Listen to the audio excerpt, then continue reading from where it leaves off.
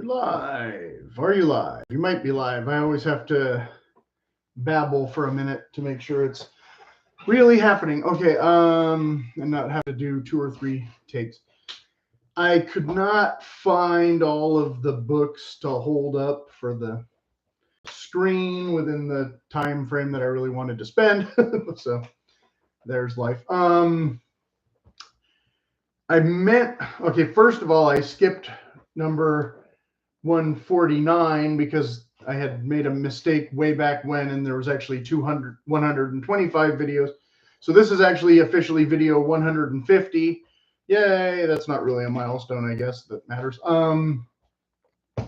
But I don't usually consider my movies or my music posts part of my menswear posts, but this one is ending up in a menswear post and the movies post, but technically it's not about movies. So when I first started doing this channel, I was kind of getting back into reading more literature and fiction kind of things than I had been seriously in a while. So I thought it would be interesting to do more book related videos, especially like maybe specific reviews. But there was 2 problems. One was that every time I found a book that I thought I really liked, it seemed like a bunch of other people had already reviewed it anyway. And 2, I don't know how to really review a book without doing a bunch of spoilers and just like reading passages. And I don't know what's allowed on YouTube because it seems like a lot of them, they don't do that, and they're probably not allowed to do that. And I don't even know if I'm allowed to read the back cover. This one, fortunately,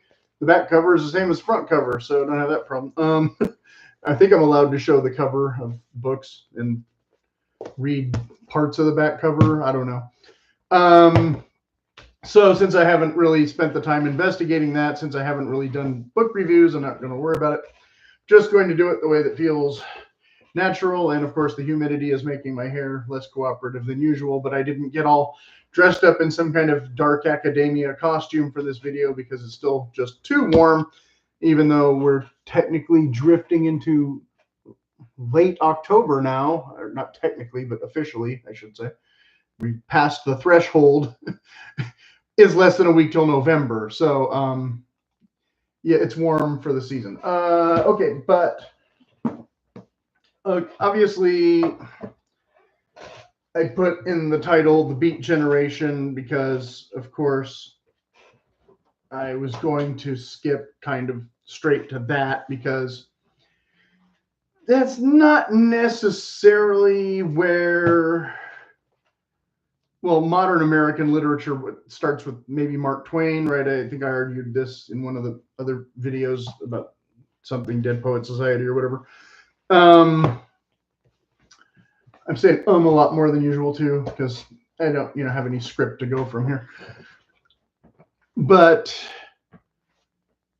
we have, the books that we're all kind of assigned that maybe are no longer assigned. I think I had kind of wondered this aloud and gotten no reply, and probably less people will watch this video than the one I posted Friday, so it doesn't really matter.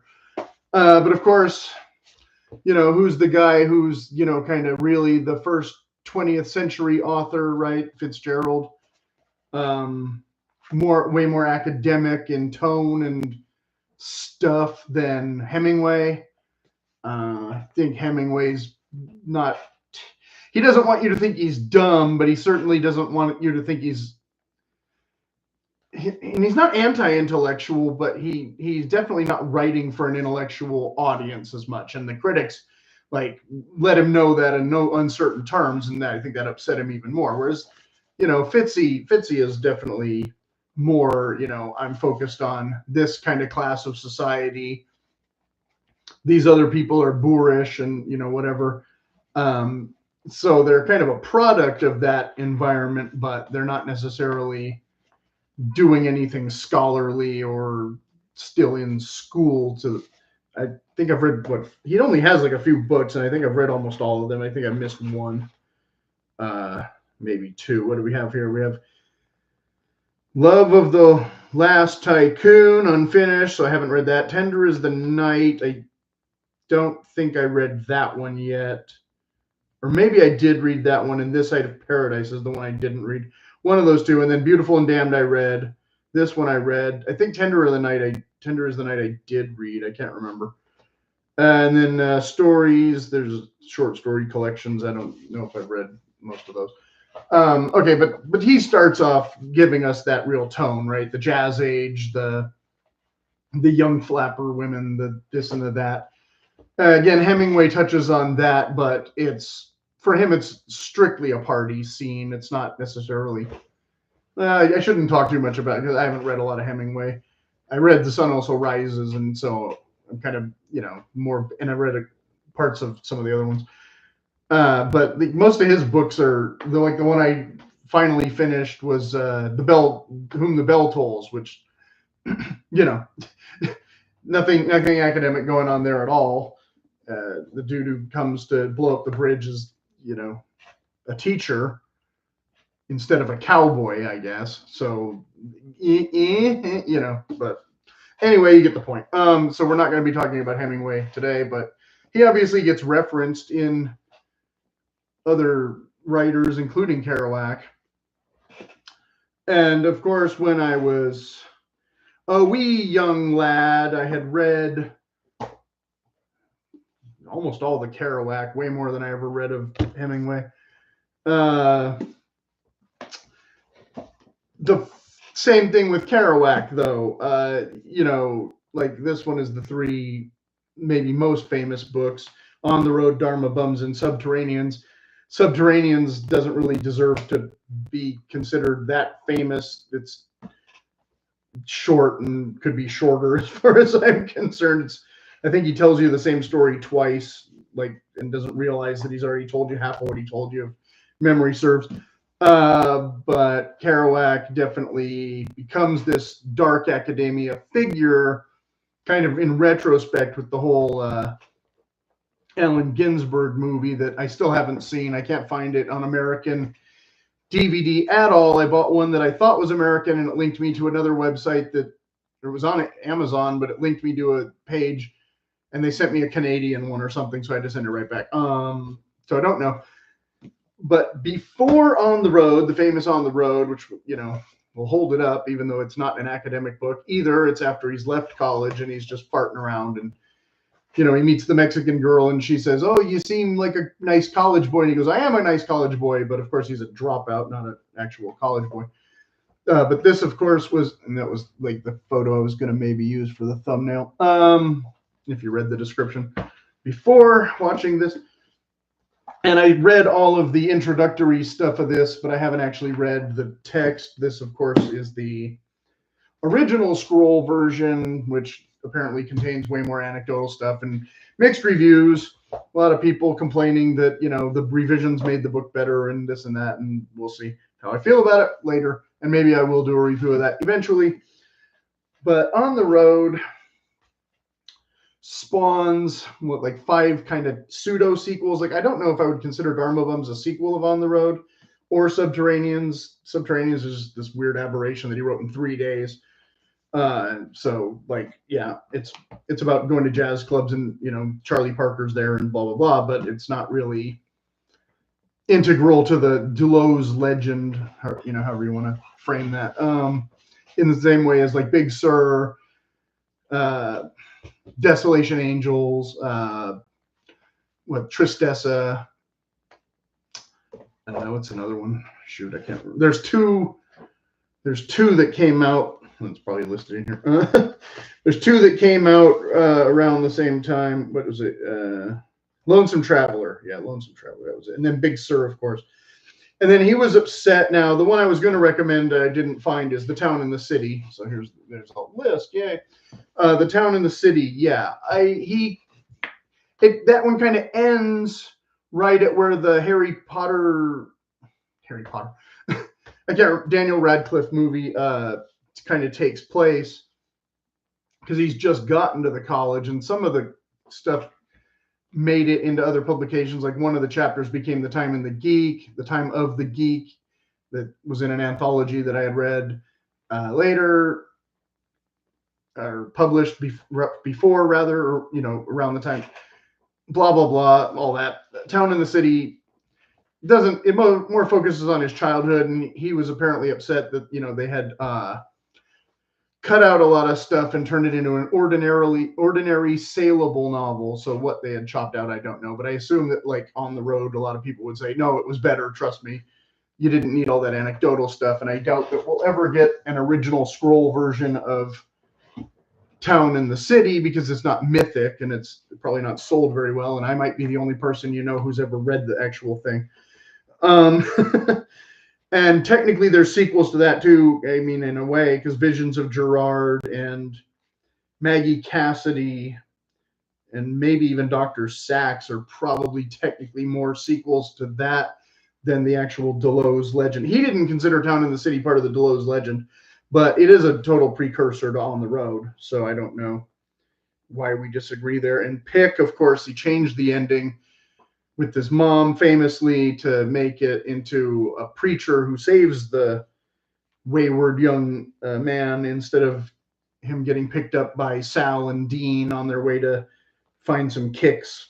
And, you know, they see a little black teenager hitchhiking or whatever the deal was going to be the original ending.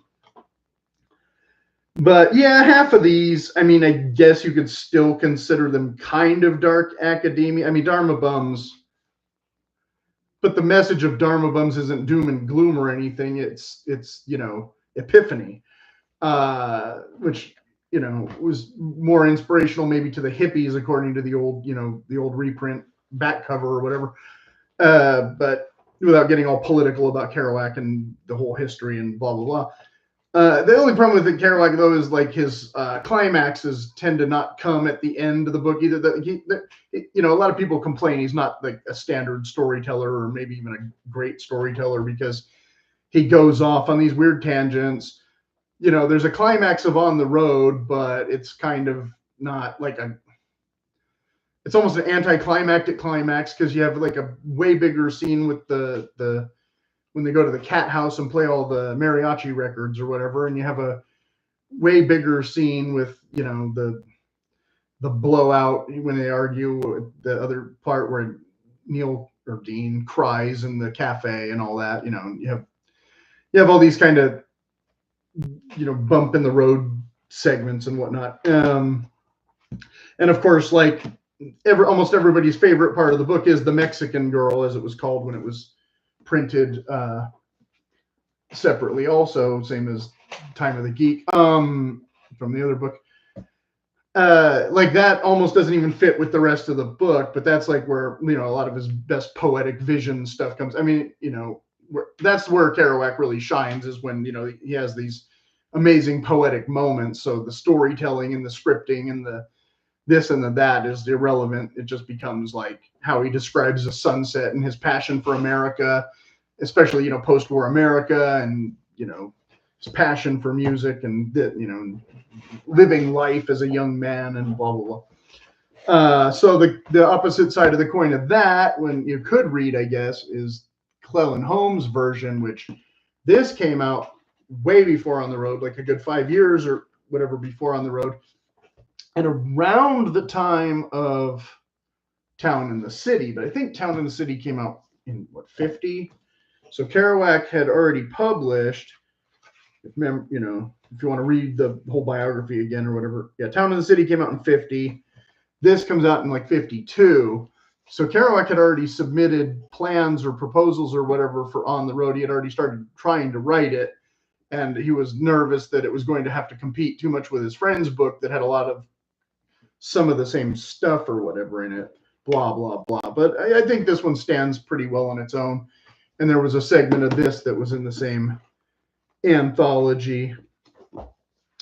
And this one might have a little bit more academia stuff, but it's been so long since I've read it that I really don't remember that much about the book, except for, you know, that scene with that, he's talking about Allen Ginsberg's visions of William Blake in the dream and all that. So maybe I'll try and reread that and do a review and throw in more personal anecdotal things or whatever. That, I mean, I'm already at 15 minutes here, so I can't just. But so then what happens after like I said, I don't want to talk about just Kerouac the whole time either. But of course, before this even stuff comes out, I skipped again Catcher in the Rye. Now here we have, instead of college, we have the boarding school.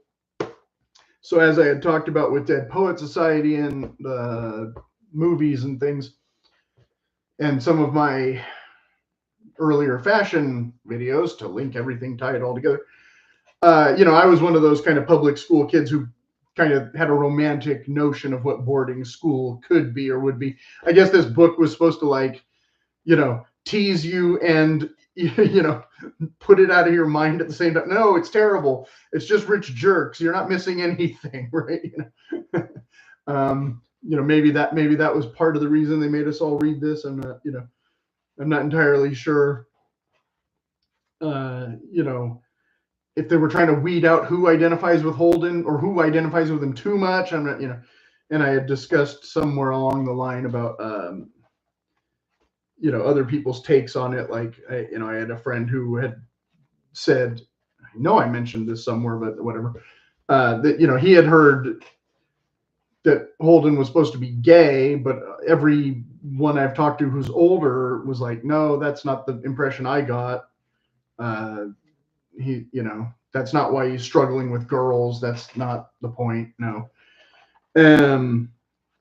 But of course, this doesn't really take place at the school much either. There's like one night at the school, and then he goes off on Christmas holiday, and it's all just him trying to interact with normal society that rejects him just as much as the boarding school did. So I don't really know. Should this be the penultimate dark academia book? Your results may vary. I guess there's a book of Dead Poet Society that I have not bothered to locate yet, because obviously the film was so pivotal or whatever. I haven't read any of the Harry Potter books, but I thought I'd mention I put it in the thumbnail, but then it's so dark nobody will even read that. But Harry Potter isn't necessarily academia so much as macabre. It's not really horror, but it's not comedy. I don't know if there's any real comedy in the books at all. Although I'm sure there's, meant to be comedic moments and things always in films just for levity. That doesn't automatically make them comedy movies either. So it's not necessarily action movies. There's usually some action scenes, maybe more than a real academic story. I mean, the action scenes in the Beat stuff is all, parties and jazz clubs. It's not action in any Indiana Jones sense of the thing. And of course, there's Indiana Jones books out there too, but I wouldn't consider those to be academic books, much less dark academic books. I'm sure those are all adventure stories. Basically cowboy fiction, more or less. I think I have one or two of them here that I located in free bins and things, but I haven't read them yet. I haven't read a ton of French poets either, but of course the ultimate one, if you want to go back to Eddie and the Cruisers, you got, of course, Rimbaud, which I've read more than probably any other poem. I haven't really read a ton of Walt Whitman. Read a fair amount, probably more than most people, but that whole Mr. Keating thing, you feel compelled to look into it, but it's not necessarily the extent. I have a fair amount of poetry books I used to read, kind of the same ones over and over, Robert Frost and Byron and whatever. But yeah, I don't think poetry is like the focus of most people who are into the dark academia aesthetics as such. They're typically not, spouting off poetry off the top of their heads like we all kind of were. We were already kind of doing that before Dead Poet Society, but that movie kind of reinvigorated us or inspired us, because of course if you were into Kerouac, you were probably into Allen Ginsberg and Corso and some of those other writers and all that kind of The slam scene hadn't happened yet, though. The slam scene didn't happen until like the 90s. So the poetry wasn't like a rap battle yet. It was more of a, I don't know, supportive thing, I guess. I don't know. I never like went to like a poetry slam. The sound of it just sounded wrong to me. But most of the poetry classes I took like 2 or 3. Like the earlier ones I took, everybody was kind of more, willing to give a free pass to somebody who wasn't very good and kind of give them pointers. Later on, it all seemed a lot more aggressive. They were more into not necessarily rap music, but techno music or post-punk kind of vibe. And so, their poetry was, I don't know, just meant to tell everybody else how dumb they were or something. So yeah, a lot of the magic went out of it for me. I had, I think I had another poetry class after that one. Memory serves, and I don't remember anything about it at all. I know I took it a few times to try and really workshop this stuff, and just got to the point where, I didn't want their opinion anymore. It's basically like, no, I'll do it the way I want to do it. I had one where it was kind of funny. I was doing like a metaphor, and the poem itself wasn't anything intellectual. It was about hockey, but I was trying to make a metaphor. And it probably wasn't even the best metaphor or whatever. But I remember I had this line about everything is a calm whistle, and I was trying to mean like the wind blowing past while the guy's skating really fast. And, and he shoots, he scores, right? And one of the students wrote, well, if there was a whistle, that means the play has stopped and he couldn't have scored. I was like, no, the whole thing was a metaphor, not a literal thing. I didn't mean the referee blew a whistle. Read it again. It's just like, if we're going to take everything that literally in a poetry class, then there's really no hope. Anyway, so like the last one, I'm going to wrap this up because, yeah, this is already long, but that's okay. I'm probably not doing another one of these anytime soon. I haven't read these yet. Usually when somebody makes a movie, it makes me lose interest in the book, but I didn't have to buy these, so they're here. So yeah, I guess this is supposed to be like the academic version of Indiana Jones, and I've seen the movie with Tom Hanks, so I already kind of know how it ends or whatever. And he's not really interacting with students very much. So again, I don't necessarily put these in the category of dark academia. I think the premise might be more interesting than the actual outcome of the books, but I don't remember if I've seen the second one or not. I think I've seen part of it. I don't know if I ever saw the whole thing. So I'll try and get around to these soon and maybe give a review-ish of those, even though they're already like 20 years old or something. So I don't know if anybody will care. Then he has this one that I found. This one has a professor in it, but I'm sure it's about NASA and a presidential election impending and a rare object buried deep in the Arctic ice. And intelligence analyst, along with a team of experts, including the charismatic scholar Michael Toland. This girl, Rachel Sexton. Oh, she's the analyst. Okay. So she's not just a girl, she's a government employee. Okay. So yeah, I don't see a lot of college and boarding school and stuff going on in this. But same writer.